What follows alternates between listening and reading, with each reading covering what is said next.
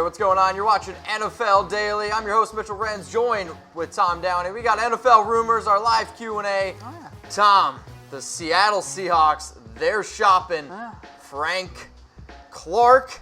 And the report is right now they're talking to numerous teams about it. I'm kind of surprised over this whole thing on what's going down because Frank Clark's one of the better edge rushers. Now, today, NFL Network insider Ian Rappaport reported that these three teams are interested in Frank Clark. And when I hear about these three teams, I'm kind of intrigued by it because they didn't do all that much in free agency. Well, at least the Colts didn't. The Jets, the Chiefs, interesting teams. Out of these three teams, right now on the board, which one do you think makes the most sense to go out and get Frank Clark? I lean more towards the Chiefs. I think if there was a team that was going to pull the trigger on that alleged DeMarcus Lawrence discussion before the Cowboys and Tank got that deal done, I think the Chiefs make the most sense. They still have it budgeted to pay a premier edge rusher. They could have paid D Ford, but I think they had some injury concerns and they had some long-term money fit in terms of what he's actually worth there. So I think for that purpose, for the Chiefs, it makes some sense. And Ford didn't fit as well, and I want to emphasize the as well part because I don't know if I actually believe it,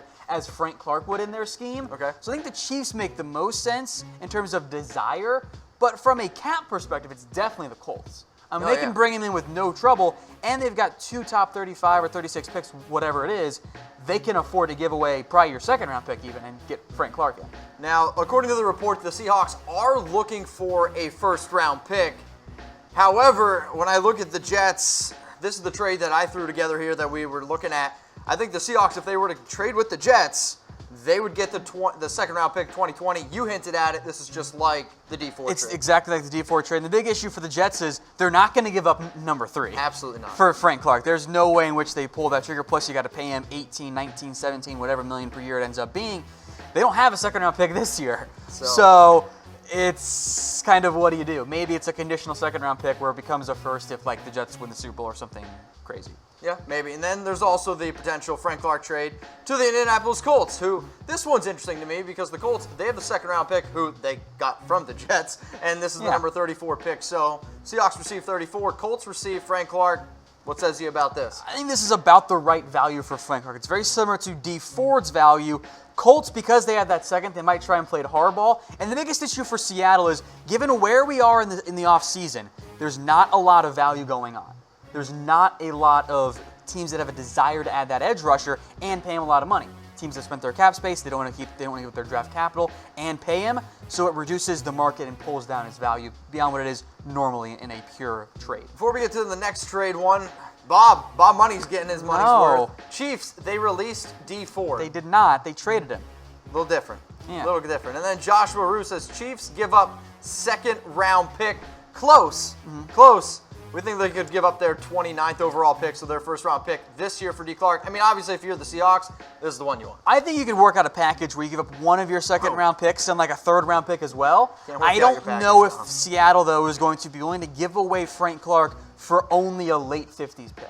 Okay. I think that maybe the Chiefs only offer that. Maybe this is a scenario where Frank Clark doesn't get traded because the Chiefs aren't offering what Seattle wants, and Seattle's not willing to take what the Chiefs want. That's why you don't see a lot of trades actually go down in the NFL. So if you were a subscriber at youtube.com/chatsportstv, you'd be able to answer this question. Will Frank Clark be traded? We want you to type Y for yes and for no. So if you're watching on YouTube, if you're watching on Facebook, this entire show, we're going to be asking you questions, so make sure you guys are interacting. Will Frank Clark be traded? Yes, no. Tom? I will lean with no for now, but I do think there's a pretty decent chance he gets dealt. It's a toss-up for me. Check in with me. Let's see how things go in the first 15 picks of the draft. Come check in with me live during our show on Thursday night. If Frank Clark gets traded to the Raiders, 55 beers in 5 minutes. You called it. All right, let's now go to New York. Gazette Oliver to the New York Jets, and there's a report out right now, so if the New York Jets can't trade down, you might see them later on the show, from the 3rd overall selection in the 2019 draft, they could potentially be targeting Ed Oliver. And when I see Ed Oliver, I think he's one of the better defensive tackles in the league, and SNY's Ralph Vacianato reports this week that the New York Jets are definitely determined to move back.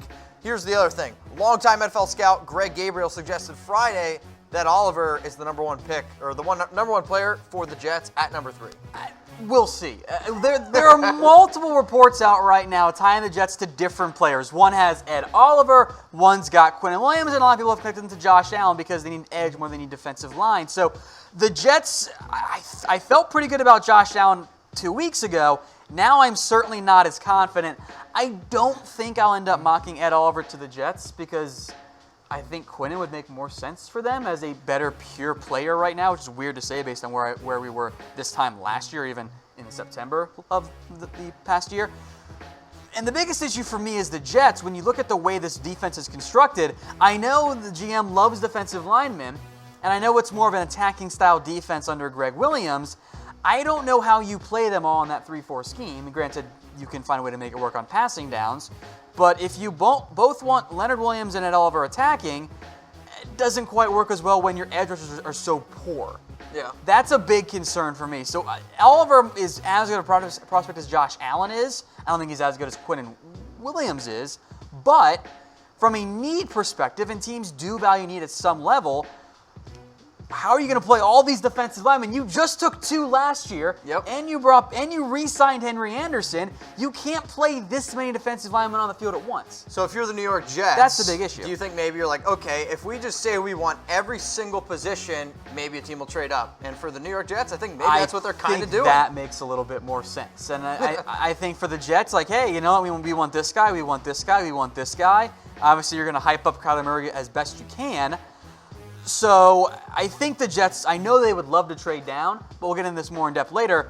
Who's going to move up? Like, that's the issue. Like, if there isn't a quarterback a team loves, how are you going to move up there? That's the problem. We're going to find out. So the Jets last season, Tom, rough year. That's why they're picking number 3. They had only 4 wins. How many wins for the New York Jets in 2019? I'll put the over-under at 6.5. How about that? I'd probably take 6. Okay, so there's a good over-under there, is what that tells me. What do you guys think? How many wins for the New York Jets in 2019? Make sure you guys are commenting below. There's always that team that wins like 8 or 9 games in the AFC East because they win 4 against the other 2 opposing teams that aren't the Patriots. So maybe it's the Jets this year. Well, we'll find out. Hey guys, make sure you guys are subscribed here, youtube.com/chatsportstv, because we'll be live for the entire NFL draft, and the first round is on Thursday. I don't know if Tom has slept the last 48 hours because I've been fine. He's been unbelievably excited. It's his Christmas time. Make sure you guys are here for us. YouTube.com/chatsportstv. We're literally going to be live all 7 rounds. Oh, yeah. And we're starting on Thursday. Make sure you guys come along for the ride. Little secret, we'll have the picks before ESPN, just so you guys know. But there you go. Yeah. All right, let's go now to the best running back in this year's draft class, Josh Jacobs. Who is going to draft him? Peter King of NBC Sports wrote his only mock draft of the year today and had the Raiders actually trading up to get Josh Jacobs. This is what he had to say.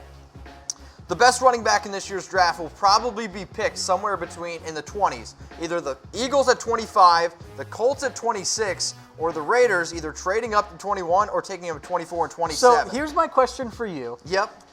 If he's going to go at 24, 25, or 26, and the Raiders already have 24, why trade up? Unless you are so terrified the Eagles or Colts are going to do it. Which that's the reason. He said because the Seahawks, obviously, we know they only have 4 picks. They definitely want to move down. But when I read that, I said the exact same thing. I said, okay, if the Raiders have picked 24, why would you then trade up just to ensure that you're going to get Josh Jacobs? I mean, I know that Gruden has said multiple times that he wants a 3-down running back, but this one to me seems like a little bit of a headline grabber. I would be pretty surprised if either the Colts or the Eagles went halfback in round 1.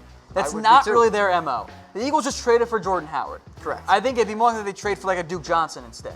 Yes. Than if they take a first-round pick on a running back. They have Josh Adams, Corey Clement, Wendell Small, and some other guys still on that roster. So I would be fairly surprised because they made that move for Jordan Howard. And the Colts, their MO is not to go running back early. I also like the Colts backfield. I thought we already got past this Colts going running back thing in round 1 when they had no interest in adding Bell. I thought we passed that already. I mean, Marlon Mack last year, and he's been his entire career, when he's healthy, he's good. Naheem Hines is a great running back out of the backfield on 3rd downs. And Wilkins is, for a 3rd running back, Wilkins is pretty good. I think out of all these teams, if there is the one team that makes the most sense, out of the 3 that Peter King suggested, It's the Raiders, man. I get that agree. they went out and got Isaiah Crowell, but they didn't sign him to a lot of money. He's only like $2.5 million. Jalen Richard sure is a great pass-catching running back. Chris Warren, I have no idea if he's even in shape or not, but which is exactly why I'm going to ask everyone this question right now. Which NFL team is going to draft Josh Jacobs, who is regarded for your big board and For most people. as the #1 running back? So what's your type? R for Raiders, E for Eagles, or I don't know because I actually don't know who's going to draft Josh. Anything draft related, it's always acceptable to put in the IDK. Always acceptable because the draft's a crapshoot and pure chaos. I'll go with the Raiders, though. I know that they like him. They have the biggest need at back among those teams outside the top 20. So I think the Raiders make the most sense there. I also wouldn't be stunned if they waited until pick 35 or whatever, that early second-round pick, to pull the trigger on one. Well, if you guys like betting on the NFL draft, there's one place to do it. It's at BetDSI. If you're going to bet, you might as well get some free money while you do it. Use our promo code LIVE120 for a 120% deposit bonus. If you put down $50, they'll give you $60 for free. If you put down $100, they'll give you $120 for free. I challenge you. I'm serious. I challenge you to find a better deal out there than BetDSI hooked us up with. It's that link below, chatsports.com/bet. They did put some NFL draft prop bets up on the site, by the way. So check my timeline at Downey. I'll tell you where to bet. Only a couple up so far, but I'm sure we'll get some more here in just a little bit. All right. Don't sweat it, though. Oh, wait. Montez Sweat, it won't be drafted in the first round. There's a report now from Matt Miller, a Bleacher Report, that Montez Sweat's stock has bottomed out due to the medical, and he could fall out of the first round. Teams are afraid of his heart condition, and some teams have actually totally taken him off the board. Tom, you're our draft guy. What do you think? This is not as severe as Mo Hurst's. Like, I think that's been pretty clear. And NFL teams are so paranoid in general that I am not overly surprised by this. But this also kind of feels like the Dwayne Haskins stuff, where you keep leaking, hey, teams have taken him off their board, that's how worried they are, to help convince you that he slides down the board to, I don't know, like the Panthers, for example, in the middle of the first round. So for Montez Sweat, it's very strange to me because this is a player who, this is a known medical condition that he played through at Mississippi State. It was known before the combine, and the NFL let him compete, unlike Mo Hurst when he had the heart condition at Michigan. And it didn't impact at all. He didn't even go back to the combine for medical rechecks earlier this month. Everything we've ever heard about Montez was that, he's fine to play. It's something to monitor, but it's not going to drastically impact him in any way. So from all of a sudden to go, heart condition, but he's fine, and then the week before the draft to go, he's fallen, that screams there is a team out there that really wants him to slide down to him in the middle of the first round. That's what it says to me. I think it could be Oakland. I know Gruden absolutely loves him from the Senior Bowl, but I mean, when you look at Montez Sweat, I will never hope for a player's draft stock to slide, but somebody's going to get a really solid player late in the draft, and if he does slide, it's unfortunate, but he could be actually the steal of the draft instead of a bust. So, will Montez Sweat be drafted in the first round? I want you to type 1 for yes, type 2 for no. I can't imagine he goes past the second round. I think he goes in round 1. Okay. I might be wrong about that one. I still had a little bit of hope around the Mo Hurst situation last year. But I think for NFL teams who are so desperate for pass rushers, and there's a pretty steep drop off from Sweat to Furl, and then even beyond Furl, worst case scenario, there are so many edge-needy teams in the middle of round 1 to the end of round 1 that I think it makes way more sense for a team to pull the trigger on Sweat at some point there in the later part of the first round. So I fully expect you'll see Sweat go in round 1. We'll see if I'm right or wrong there, but I think it makes a lot of sense. Sounds good. We want to know from you guys where you're watching right now, and also where you're going to be watching the NFL draft, because you might as well watch it with us. Make sure you guys subscribe, youtube.com/chatsportstv. You guys can come along for the ride. We're having a good time. And I put this question out on our last NFL Daily Show. So Savage Deshaun took advantage of it. He said, my couch. Technically correct. The best correct. kind of correct. Chaos Film says the USA. Also correct. A great answer. Great answer. Much appreciates the pictures, too. And then the last answer coming in, where are you watching from Carlos Williams, says Pluto. You hear about Pluto, man? It's messed up. It's not a planet anymore, I guess. But, I mean, we got coverage here on Earth and apparently on Pluto, too. So make sure you guys subscribe, youtube.com/chatsportstv. Next rumor, DK Metcalf will be a bust. Now, I didn't say this, but NESN recently... Verbally, you just did. Oh, yeah, true. People are talking. NESN recently wrote an article stating who they believe will be the biggest bust in the 2019 NFL Draft. Now, I like DK Metcalf. I think he's pretty good. But NESN, they totally ripped him apart. And they said that teams should really be worried about him due to the agility drills, as I absolutely botched the word agility. Now, they also talk about some other players too, Tom, and they talk about, like a Dexter Lawrence. They talk about Kyler Murray out of Oklahoma, Rashawn Gary out of Michigan, Marquise Brown from Oklahoma. But they really lay into DK Metcalf. DK messed up by doing the agility drills at all at the NFL Combine. Like, if he had just not done them, we would have been freaking out like we were originally. So he kind of messed up by doing them. Look, I think in general, these are 5 of the more draft players who have the biggest potential to bust. Okay. Like, they make some good points about some of the sizes there and whatnot. So I don't think DK is going to bust. I feel fairly decent about most of the guys on that list. But there are reasons to be concerned about DK Metcalf. The hands are not necessarily elite. The route running is elite in part because Ole Miss's offense was not very effective. But at the same time, in general, the really big guy that's really, really fast often ends up being pretty good in the NFL. Now, there are exceptions both ways, and there's no such thing as a surefire bust or hit in the NFL draft. But if you're asking me to bet on a nearly 6'4" receiver who ran a 4.33, I'm going to be like, yeah, okay, I'll give that guy a shot, and hopefully he pans out pretty well. So NESN writes, a 7.38 second three-cone drill at the NFL Scouting Combine. Since 2000, only 3 wide receivers ran a three-cone in the 7.3 seconds or slower and went on to have successful careers.